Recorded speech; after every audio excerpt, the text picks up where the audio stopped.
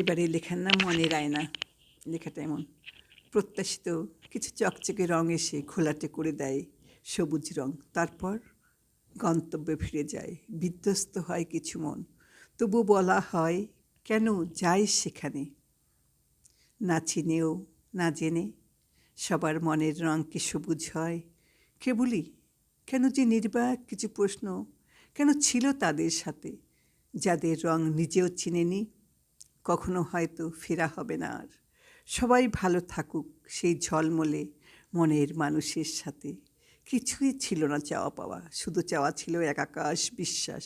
সেটুকু পারে কি সবাই দিতে? কষ্টের রং যায় না চেনা দেখা, তবুও ছুটে হাসি মেখে দেখায় ভালো থাকার। অপ্রত্যাশিত আশা আকাঙ্ক্ষা সুখ দুঃখ পাশাপাশি আছে, ছিল, থাকবে, এটাই নিয়ম। তবু কিছু বিশ্বাস এখনও জেগে থাকে। কেন থাকে, কী লাভ, কোনো উত্তর নেই জানা।